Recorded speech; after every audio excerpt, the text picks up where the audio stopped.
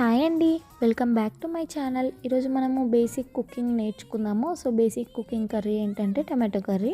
Tomato curry ఎలా చేసుకోవాలంటే first పోపు వేసుకొని ఎండుమిరపకాయలు వేసుకున్నాక తర్వాత ఎల్లిపాయలు వేసుకొని మంచి గోలనిచ్చాక కరివేపాకు వేసుకొని తర్వాత మనము ఏదైతే ఉల్లిగడ్డలు కట్ చేసుకున్నామో అవి వేసుకోవాలి. సో అవన్నీ వేసుకొని మంచిగా గోలాక పసుపు అల్లం పేస్ట్ వేసుకొని మంచిగా కలుపుకోవాలి.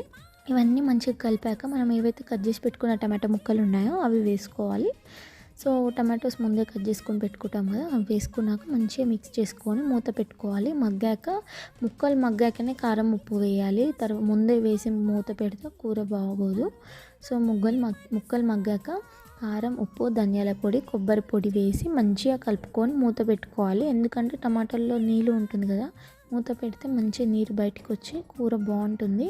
అండ్ మన ఛానల్లో ఇప్పటివరకు పెట్టిన కుకింగ్ వీడియోస్ అన్నీ చూసి సపోర్ట్ చేయండి. Thanks for watching. Please do like and subscribe.